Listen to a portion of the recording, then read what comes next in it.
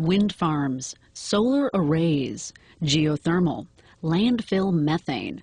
These days, the landscape of Ohio is sprouting with renewable energy projects. An advanced energy revolution is underway, and it's already touching our lives. Where will our electricity come from in the future? Some Americans want to switch to carbon-free sources of power because of environmental concern. Others believe increasing our ability to generate renewable energy and produce biofuels will make us less dependent on foreign oil. Still others recognize that we will need all the power and fuel we can get in the future to ensure our nation's continued economic prosperity and international leadership. The electricity that flows to Mid Ohio Energy Cooperative members comes from a mix of traditional power plants and renewable generation. We call this an energy portfolio, and it includes coal-based and natural gas generation, hydroelectricity, and several sources of green energy. In fact, your wholesale power supplier, Buckeye Power Incorporated, has increased its share of renewable energy to more than 4% and is looking to add more. Buckeye's mission is to provide base load generation, reliable power that is there whenever you flip the switch.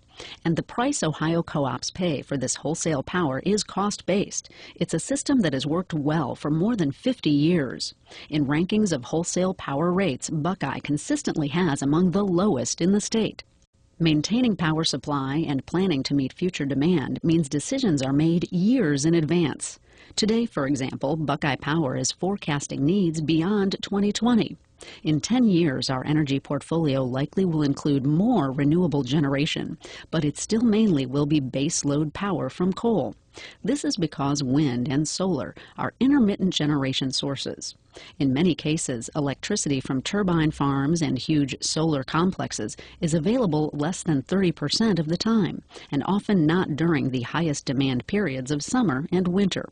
In fact, Ohio ranks as one of the least efficient states in the country for the production of solar and wind power. Buckeye Power acts on behalf of Ohio's electric cooperatives to acquire and maintain sufficient power supplies to meet the needs of more than 400,000 members, including those of Mid Ohio Energy.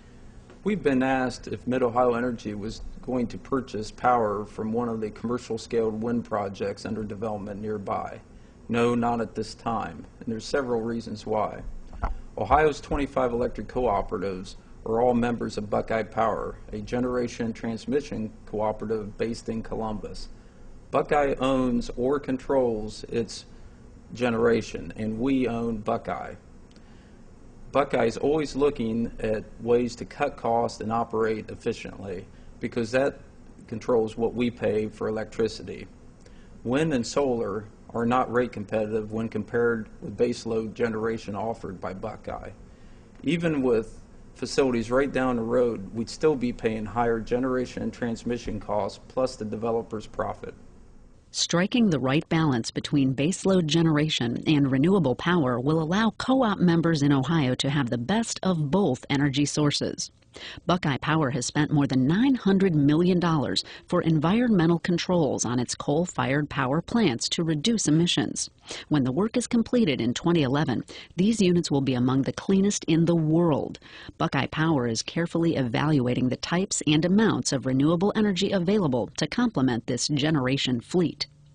For example, a recently announced landfill methane project will use gas from decaying garbage to power generators. The methane, a greenhouse gas more potent than carbon dioxide, would otherwise be vented to the atmosphere or flared off. Similarly, Buckeye receives power from 2 livestock farm biodigesters that rely on anaerobic bacteria to break down manure, producing methane for power generation. These systems have benefits beyond electricity. The environmental impact of tons of animal waste is reduced, and the byproduct of the process is a sterile fertilizer much prized. Buckeye Power's participation in these small-scale systems is based on power purchase agreements. We do not own or operate renewable energy facilities. In 2009, Buckeye Power joined 5 other generation and transmission cooperatives from different parts of the country to purchase the entire output of the new Story County Wind Energy Center in central Iowa. With 100 turbines, the Story County development is located in one of the most wind-rich regions of the country. It is in operation and adding to Buckeye Power's generation portfolio. Each turbine at the Story County facility can produce up to 1.5 megawatts of electricity. The 262-foot towers are anchored in cement foundations 50 feet wide and 8 feet deep. Each of the turbine's 3 blades is 125 feet in length. Buckeye Power also has a 55 megawatt entitlement to hydroelectric generation produced by the New York Power Authority from dams on the Niagara and St. Lawrence rivers. We continue to look for renewable energy resources that we can add to diversify our mix of generating resources. We need to ensure that we can meet our cooperative members' growing need for electricity both reliably and affordably. We have a commitment to continue to look for renewable energy projects that we can add to our mix whenever we can do so cost effectively. Wind energy, biogas generation, and hydroelectric power provide the base for further investment by Ohio's electric cooperatives in renewable energy. But the key to future projects is smart integration and cost effectiveness, reliability and affordability, as the state and nation grapple with environmental challenges and a dwindling supply of baseload generation. A significant obstacle Buckeye and other power generation companies are facing right now is a lack of transmission availability. Existing transmission lines throughout the northeastern United States are operating at near capacity. As new sources of power come online and as our demand for energy grows, we will need additional transmission facilities in order to avoid overloading the transmission grid and experiencing widespread brownouts or even blackouts. Mid Ohio Energy Cooperative has several renewable energy projects in and around its territory. Some of them are commercial projects like the solar farm in Upper Sandusky, Poet Ethanol Facility in Marion, and 2 projected wind farms in Hardin County, one near Kenton and one close to Ada.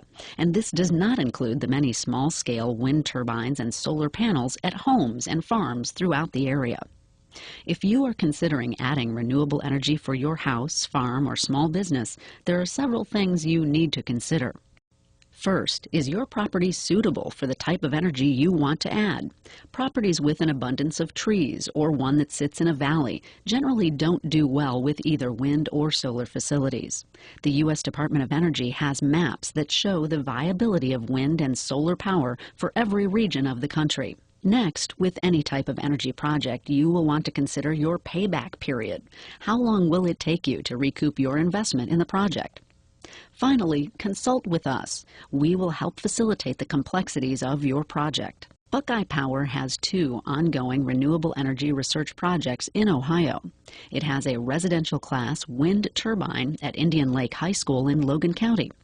Buckeye also has a solar power project at Butler Rural Electric Cooperative in Butler County. You can check out these projects at buckeyepower.com and see real-time and historical output for both facilities. Buckeye Power has been involved with 2 different research projects over the past few years. One is a solar system in southern Ohio. The other is a residential-sized wind turbine near Bellefontaine. Unfortunately, these 2 systems have not produced as much electricity as we expected. Therefore, the payback period is much longer than anticipated. This is something the homeowner needs to consider when making a decision whether or not to purchase a solar or wind system.